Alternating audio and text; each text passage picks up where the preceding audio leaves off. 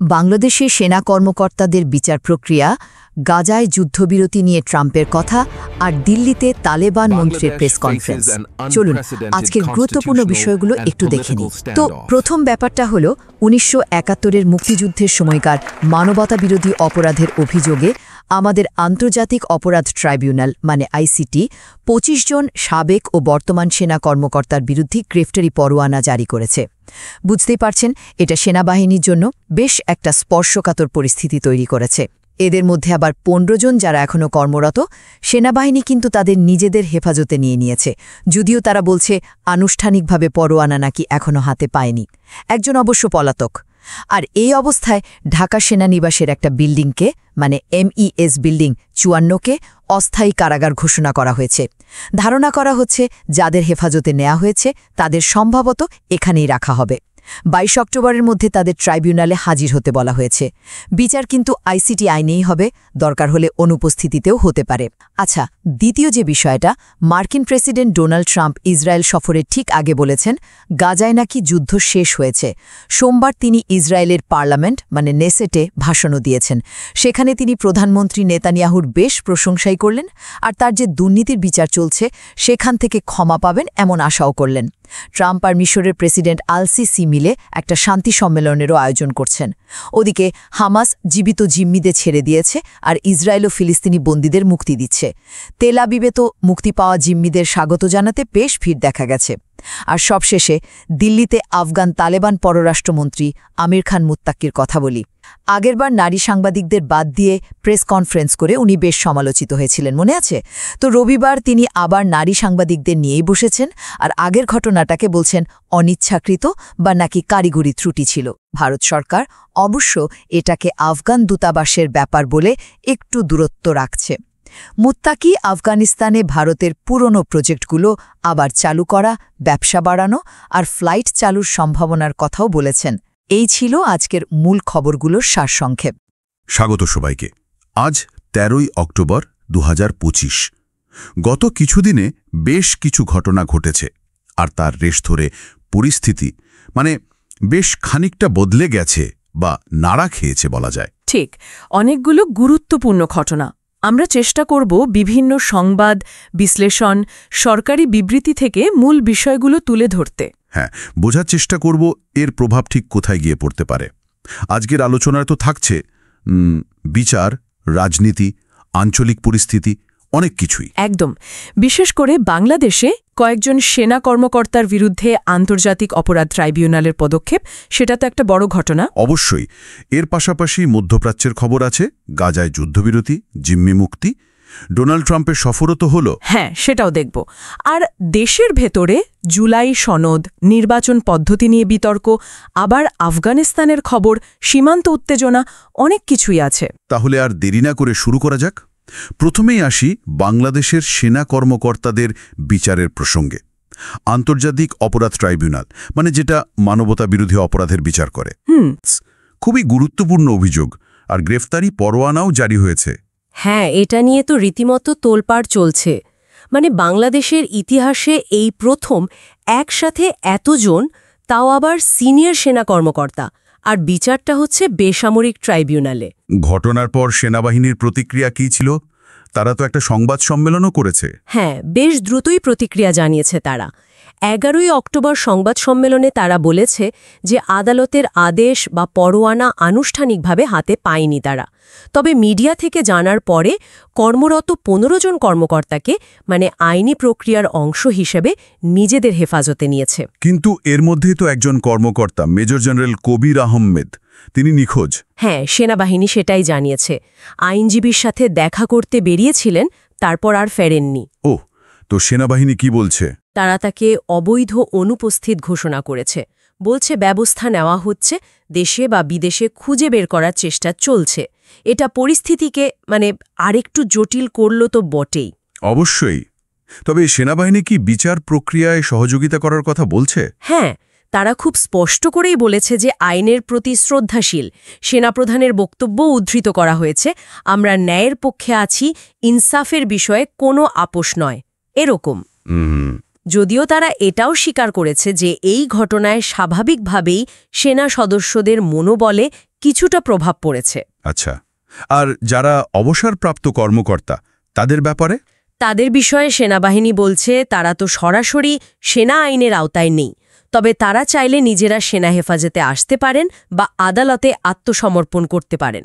পুলিশও চাইলে গ্রেফতার করতে পারে। আর অভিযুক্তদের মধ্যে যারা র্যাব বা ডিজিএফআইতে ছিলেন বা আছেন? সে বিষয়ে সেনাবাহিনী বলছে ওই সংস্থাগুলো তো সরাসরি সেনাবাহিনীর কমান্ডের অধীনে নয়, তাই তাদের ব্যাপারে সেনাবাহিনীর সরাসরি এখতিয়ার নেই।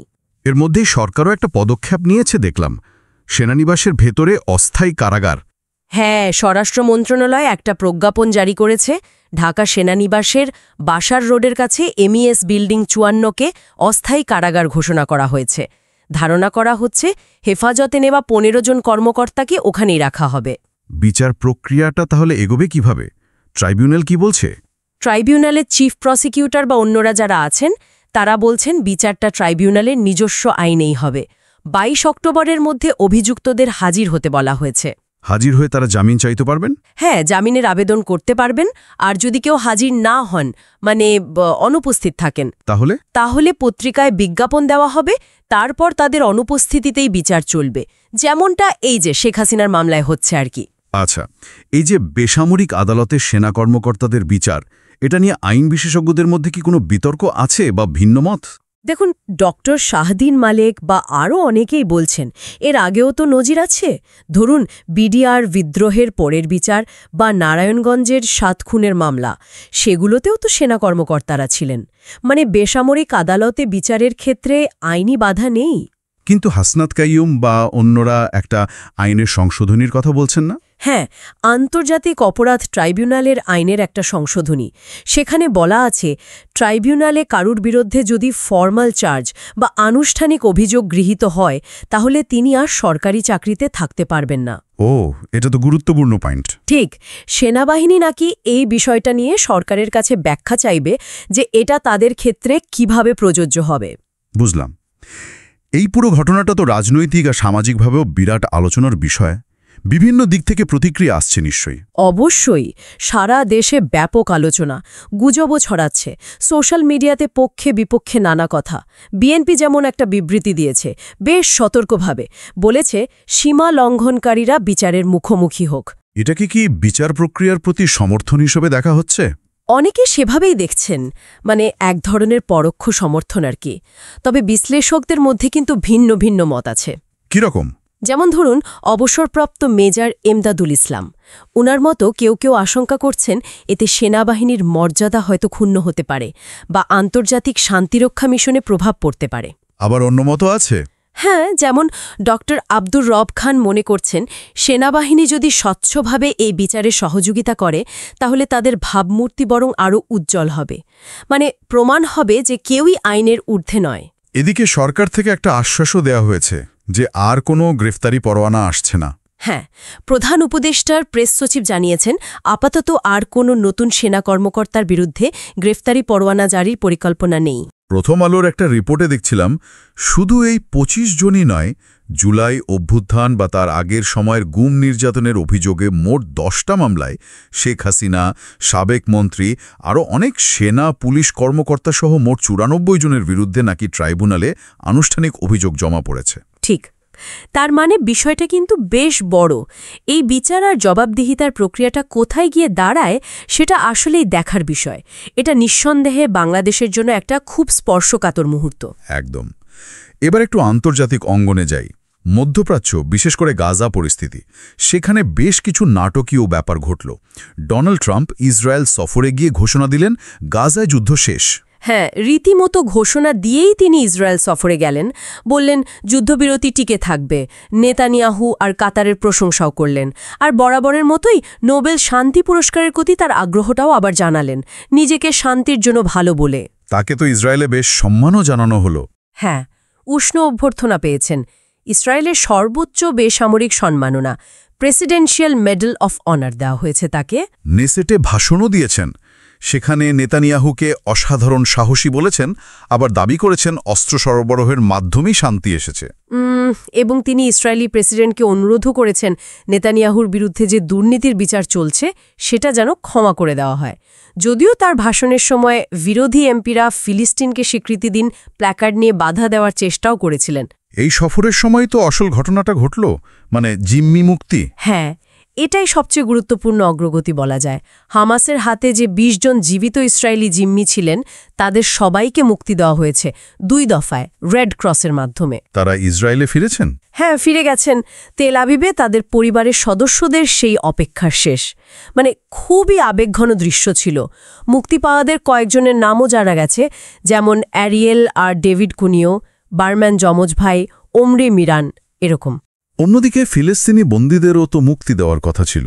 ঠিক, চুক্তি অনুযায়ী ১৯৫০ জন ফিলিস্তিনি বন্দীকে মুক্তি দেওয়ার প্রক্রিয়াও শুরু হয়েছে। এর মধ্যে প্রায় ১৭০০ জন আটক ছিলেন আর ২৫০ জন সাজাপ্রাপ্ত। রামাল্লা বা অন্যান্য জায়গায় মুক্তি পাওয়া বন্দীদের বরণ করে নেওয়ার দৃশ্যও ছিল বেশ আবেগঘন, স্বজনদের উল্লাস। এই পরিস্থিতিতে মিশরে একটা শান্তি সম্মেলনেরও কথা হচ্ছে। হ্যাঁ, ট্রাম্প আর মিশরের প্রেসিডেন্ট আল সিসি মিলে আয়োজন করছেন। ব্রিটিশ প্রধানমন্ত্রী স্টারমা, ফরাসি প্রেসিডেন্ট ম্যাক্রো, এরকম ইউরোপীয় নেতারা যোগ দেওয়ার কথা। নেতানিয়াহু থাকছেন না? না, জানা গেছে একটা ধর্মীয় ছুটির কারণে তিনি থাকতে পারছেন না। আর ট্রাম্পের ওই যে প্রস্তাবিত বোর্ড অফ পিস, সেখানে টনি ব্লেয়ার থাকবেন কিনা ট্রাম্প নাকি এখনও সেই সিদ্ধান্ত নেননি। আচ্ছা, মধ্যপ্রাচ্যে কিছুটা স্বস্তির হাওয়া বইলেও দেশের ভেতরের রাজনৈতিক পরিস্থিতি কিন্তু বেশ জটিলই মনে হচ্ছে। ওই জুলাই সনদ নিয়ে কি খবর? হ্যাঁ, জুলাই সনদ, যেটা নিয়ে অনেক আলোচনা হয়েছে। ৮৪টা দফা চূড়ান্তও হয়েছে, কিন্তু এটাতে সই করার ব্যাপারটা এখনও একটু অনিশ্চিত। বিশেষ করে এটা বাস্তবায়ন হবে কিভাবে তা নিয়ে দলগুলোর মধ্যে পুরোপুরি মতৈক্য হয়নি। স্বাক্ষরের তারিখও পেছানো হয়েছে। হ্যাঁ, পেছানো হয়েছে। বাম দলগুলোর কেউ কেউ কিছু বিষয় আপত্তি জানিয়ে সই করতে রাজি নন, তবে জাতীয় ঐক্যমত্য কমিশন চেষ্টা করছে মতপার্থক্যগুলো দূর করতে। কমিশন থেকে নতুন কোনো প্রস্তাব এসেছে? একটা গুরুত্বপূর্ণ প্রস্তাব শোনা যাচ্ছে। সেটা হলো আগামী যে সংসদ আসবে সেটা প্রথম ৩-৪ মাস একটা সংবিধান সংস্কার পরিষদ বা কনস্টিটিউয়েন্ট অ্যাসেম্বলির মতো কাজ করবে। প্রয়োজনে গণভোটেরও আয়োজন হতে পারে। এগুলো অবশ্য এখনও আলোচনার পর্যায়ে। এর মধ্যেই আবার আনুপাতিক প্রতিনিধিত্ব বা পিআর পদ্ধতি নিয়ে বিতর্ক শুরু হয়েছে। জামায়াত ইসলামী এটা চাইছে। ঠিক, পিআর পদ্ধতি মানে হল ভোটে যে দল যত শতাংশ ভোট পাবে সংসদে মোটামুটি সেই অনুপাতে আসন পাবে। জামায়াত চাইছে এই পদ্ধতিটা জুলাই সনদে অন্তর্ভুক্ত করা হোক এবং এর পক্ষে গণভোট হোক। তারা তো আন্দোলনও করছে এটা নিয়ে। হ্যাঁ, নতুন কর্মসূচিও দিয়েছে। অন্যদিকে ধরুন বিএনপি, মির্জা ফখরুল বা আমানুল্লাহ আমান, তারা অভিযোগ করছেন যে জামায়াত আসলে নির্বাচন পেছানোর জন্য এই দাবি তুলেছে। জনগণ এটা মানবে না। নির্বাচন কমিশন কি বলছে? একই দিনে নির্বাচন আর গণভোট সম্ভব? কমিশন বলছে যদি রাজনৈতিক দলগুলো একমত হয় তাহলে সম্ভব, তবে তাদের প্রস্তুতি নিতে অন্তত ১.৫ মাস বাড়তি সময় লাগবে। মানে অতিরিক্ত ব্যালট বাক্স, ভোট কেন্দ্র, লোকবল, এসব লাগবে আর কি। তারা মূলত রাজনৈতিক ঐক্যমত্যের অপেক্ষায় আছে। এদিকে স্বরাষ্ট্র উপদেষ্টা একটা কথা বলেছেন যে গত ৩টা বিতর্কিত নির্বাচনে যারা দায়িত্বে ছিলেন তারা এবার থাকবেন না। হ্যাঁ, এটাও একটা ঘোষণা এসেছে। দেখা যাক কতটা বাস্তবায়িত হয়। রাজনীতির এইসব আলোচনার পাশাপাশি রাস্তায়ও তো মানুষের প্রতিবাদ চলছে। শিক্ষকরা আন্দোলনে নেমেছেন। হ্যাঁ, বেসরকারি স্কুল কলেজের এমপিওভুক্ত শিক্ষক কর্মচারীরা তারা মূল বেতনের ২০% বাড়ি ভাড়া আর অন্যান্য কিছু ভাতা বাড়ানোর দাবিতে আন্দোলন করছেন। ঢাকায় তাদের কর্মসূচিতে তো পুলিশি অ্যাকশনও হয়েছে। হ্যাঁ, রোববার প্রেস ক্লাবের সামনে তাদের অবস্থানে পুলিশ লাঠিচার্জ করেছে, জলকামান, সাউন্ড গ্রেনেড ব্যবহার করেছে বলে খবর এসেছে। বেশ কয়েকজন আহত হয়েছেন। এর প্রতিবাদে তারা এখন কর্মবিরতিতে। ঠিক, সোমবার থেকে সারা দেশের সব বেসরকারি এমপিওভুক্ত প্রতিষ্ঠানে কর্মবিরতি চলছে, মানে ক্লাস বন্ধ। ঢাকায় শহীদ মিনারেও তারা অবস্থান করছেন। জাতীয় নাগরিক পার্টি বা এনসিপির নেতারা তাদের সাথে সংহতিও জানিয়েছেন। তার মানে রাজনৈতিক আর নাগরিক অধিকারের প্রশ্নগুলো একসাথেই উঠছে। এবার একটু আফগানিস্তানের দিকে তাকাই। তালেবান পরমন্ত্রী আমির খান মুত্তাকির ভারত সফর এটা নিয়ে বেশ বিতর্ক হলো, তাই না? হ্যাঁ, বেশ বড়সড় বিতর্ক। দিল্লিতে তার প্রথম যে সংবাদ সম্মেলন ছিল সেখানে নারী সংবাদকর্তাদের ঢুকতে দেওয়া হয়নি। এ নিয়ে তো ভারতে আর আন্তর্জাতিকভাবেও সমালোচনা হয়েছে। তীব্র সমালোচনা। ভারতের এডিটর্স গিল্ড, উইমেন্স প্রেস কর, কংগ্রেস নেতা রাহুল গান্ধী, প্রিয়াঙ্কা গান্ধী, তৃণমূলের মহুয়া মৈত্রে অনেকেই এর নিন্দা জানিয়েছেন। পরে অবশ্য তিনি আবার নারী সাংবাদিকদের ডেকে কথা বলেছেন। হ্যাঁ, ব্যাপক সমালোচনার মুখে পরদিন তিনি নারী সাংবাদিকদের আমন্ত্রণ জানান। ব্যাখ্যা হিসাবে বলেছেন, আগের দিন নাকি প্রযুক্তিগত সমস্যা আর সময়ের অভাব ছিল। ভারত সরকার কি বলছে? ভারত সরকার একটু দূরত্ব বজায় রাখার চেষ্টা করেছে। তাদের ভাষ্য, ঘটনাটা কাবুলের আফগান দূতাবাসের ভেতরে ঘটেছে, মানে টেকনিক্যালি আফগান ভূখণ্ডে, তাই এতে তাদের সরাসরি সম্পৃক্ততা নেই। যদিও এই যুক্তি নিয়েও সমালোচনা হচ্ছে। সফরে আলোচনা কি নিয়ে হলো? মূলত ভারতের সাথে আগে যেসব উন্নয়ন প্রকল্প চলছিল সেগুলো আবার চালু করা, আফগান কূটনীতিকদের ফেরা, বাণিজ্য বাড়ানো, ছাত্র বিনিময় এসব নিয়ে। নারী শিক্ষার প্রশ্নে মুত্তাকি দাবি করেছেন, কিছু জায়গায় নাকি ষষ্ঠ শ্রেণী পর্যন্ত বা বিশ্ববিদ্যালয়েও মেয়েরা পড়ছে। আর টিটিপি বা পাকিস্তানি তালেবানের ঘাঁটি থাকার অভিযোগ তিনি অস্বীকার করেছেন। এই সফরের সময় আবার পাকিস্তান আফগানিস্তান সীমান্তে উত্তেজনা বাড়ল। বুকে মানে উত্তরাঞ্চলে প্রতিশোধমূলক হামলা চালিয়েছে। তাদের দাবি কি? তারা দাবি করছে হামলায় ৫৮ জন পাকিস্তানি সেনা নিহত হয়েছে। কারণ হিসেবে বলছে পাকিস্তান নাকি আফগান ভূখণ্ডে বোমা ফেলেছিল। পাকিস্তান কি বলছে?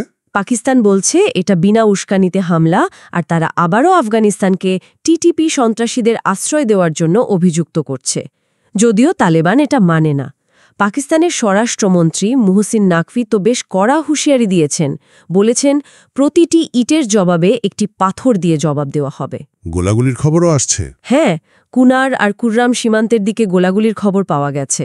সৌদি আরব, কাতার তারা দুই পক্ষকেই সংযত থাকতে বলেছে। মানে আফগানিস্তানকে ঘিরে আঞ্চলিক পরিস্থিতি বেশ জটিল। পরিস্থিতি আসলেই বেশ জটিল। দেশের ভেতরের আরও কিছু খবরে আসি। নারী নির্যাতন নিয়ে একটা জরিপের ফল বেরিয়েছে, বেশ উদ্বেগজনক। হ্যাঁ, বিবিএস আর ইউএনএফপি এর যৌথ জরিপ। চিত্রটা ভয়ঙ্কর। প্রতি ৪ জন নারী ৩ জনই জীবনের সঙ্গীত দ্বারা কোনো না কোনো সহিংসতার শিকার। এর মধ্যে ৫৪% শারীরিক বা যৌন সহিংসতা। আর অনেকে এটা প্রকাশও করেন না। সেটাই আরও ভয়ের। অর্ধেকের বেশি মানে ৬২% নারী নির্যাতনের কথা কাউকে বলেন না বা কোনো প্রতিকার চান না। প্রযুক্তি নির্ভর সহিংসতাও বাড়ছে, কিন্তু সেবা নেওয়ার হার খুবই কম। অর্থনীতির খবর কি? বিদেশি বিনিয়োগ নাকি কমেছে? হ্যাঁ, গত এপ্রিল-জুন প্রান্তিকে সরাসরি বিদেশি বিনিয়োগ বা এফডিআই আগের বছরের চেয়ে প্রায় ৬১% কমে গেছে। এটা অবশ্যই চিন্তার বিষয়। তবে বন্দর পরিচালনার দায়িত্ব বিদেশি কোম্পানিকে দেওয়ার কথা হচ্ছে। হ্যাঁ, সরকার চট্টগ্রাম বন্দরের লালদিয়া, নিউ মুরিং টার্মিনাল আর ঢাকার পানগাঁও টার্মিনাল পরিচালনার দায়িত্ব বিদেশি কোম্পানিকে দেওয়ার পরিকল্পনা করছে। নৌপরিবহন সচিব বলছেন ডিসেম্বরের মধ্যে চুক্তি হতে পারে, এতে নাকি দক্ষতা বাড়বে। আর অর্থনীতিতে নোবেল পুরস্কার ঘোষণা হয়েছে। হ্যাঁ, ৩ জন পেয়েছেন এবার, জোয়েল মুকির, ফিলিপ অ্যাগিয়ন এবং পিটার হাওয়েট। তারা মূলত উদ্ভাবন কিভাবে অর্থনৈতিক প্রবৃদ্ধি বাড়ায় তা নিয়ে কাজ করেছেন। শিক্ষাক্ষেত্রে একটা সমস্যার কথা শোনা যাচ্ছে, বিশ্ববিদ্যালয়ে গবেষণার বাজেট কম। হ্যাঁ, একটা পত্রিকার রিপোর্টে এসেছে যে সরকারি বিশ্ববিদ্যালয়গুলোতে গবেষণার জন্য বাজেট খুবই অপ্রতুল। এতে গবেষণার মান আর সংখ্যা দুটোই সীমিত হয়ে পড়ছে। আইন আদালতেরও দুটো খবর আছে। রাজশাহী বিশ্ববিদ্যালয়ের ফারুক হত্যা মামলায় সবাই খালাস। হ্যাঁ, ২০১০ সালের ঘটনা। ছাত্রলীগ কর্মী ফারুক হোসেন হত্যা মামলায় অভিযুক্ত জামাত শিবিরের সব নেতাকর্মীকে আদালত প্রমাণের অভাবে খালাস দিয়েছে। আর চট্টগ্রামে কনসার্টে গণ্ডগোল। হ্যাঁ, আরসেল ব্যান্ডের কনসার্টে ভাঙচুর, গোলাগুলি হয়েছে। পুলিশ বলছে এটা ছাত্রলীগ আর ছাত্রদলের পুরনো শত্রুতার জের। ভিডিওতে নাকি অস্ত্রধারীও দেখা গেছে। ১০ জন গ্রেফতারও হয়েছে। আরসেল ব্যান্ড তো রীতিমতো শকড। আরেকটা খবর দেখলাম, পঞ্চগড়ে এক রাজনৈতিক নেতা বিদ্যুৎ কর্মকর্তাদের হুমকি দিয়েছেন। হ্যাঁ, জাতীয় নাগরিক পার্টি বা এনসিপির একজন নেতা দলীয় কর্মসূচিতে বিদ্যুৎ চলে যাওয়ায় তিনি নাকি বিদ্যুৎ কর্মকর্তাদের কলিজা ছিঁড়ে ফেলার হুমকি দিয়েছেন। ও, আর ডেঙ্গু পরিস্থিতি? সেটা উদ্বেগজনক। গত ২৪ ঘণ্টায় আরও ৫ জনের মৃত্যু হয়েছে। এবছর মোট মৃতের সংখ্যা ২৩০। নতুন রোগীও ভর্তি হয়েছেন প্রায় ১,০০০-এর কাছাকাছি, ৯৫৩ জন। সব মিলিয়ে আজকের আলোচনা থেকে একটা বিষয় স্পষ্ট, বাংলাদেশ বেশ গুরুত্বপূর্ণ একটা মোড়ে দাঁড়িয়ে আছে। একদিকে যেমন বিচার বা জবাবদিহিতার মতো স্পর্শকাতর বিষয়গুলো সামনে আসছে, অন্যদিকে রাজনৈতিক অঙ্গনেও নির্বাচন ঘিরে নতুন নতুন বিতর্ক ও সমীকরণ তৈরি হচ্ছে। আবার নাগরিক অধিকারের প্রশ্নগুলো বেশ জোরালো। আর যদি বৃহত্তর প্রেক্ষাপটে দেখি, আন্তর্জাতিক অঙ্গনও কিন্তু অস্থিরতা কম নয়। মধ্যপ্রাচ্যে জিম্মি মুক্তি কিছুটা স্বস্তি দিলেও দীর্ঘমেয়াদী শান্তি নিয়ে অনিশ্চয়তা কাটেনি। আফগানিস্তান পরিস্থিতি বা প্রতিবেশী দেশগুলোর সম্পর্ক সবকিছু মিলিয়ে একটা পরিবর্তনের হাওয়া বইছে। ঠিক। আজকের এই যে খবরগুলো, এগুলো শুধু বিচ্ছিন্ন ঘটনা নয়, এগুলো আসলে চলমান কিছু প্রক্রিয়ার ইঙ্গিত দেয়, যার প্রভাব হয়তো বেশ সুদূর প্রসারী হবে। মূল চ্যালেঞ্জটা হলো এই সব কিছুর মধ্যে ভারসাম্য রক্ষা করা। একদম। আজকের আলোচনা শেষে এই প্রশ্নটাই হয়তো রেখে যাওয়া যায়, যখন একটা দেশে একই সাথে বিচার ব্যবস্থার সংস্কারের দাবি ওঠে, রাজনৈতিক স্থিতিশীলতা খোঁজা হয়, আবার নাগরিক অধিকারের প্রশ্নগুলোও সামনে আসে, তখন এই তিনের মধ্যে ভারসাম্য রাখাটা কতটা কঠিন, আর এই ভারসাম্যের ওপরেই বা একটা দেশের ভবিষ্যৎ কতটা নির্ভর করে। এই প্রশ্নটা নিয়েই না হয় আমরা আজকের মতো শেষ করি।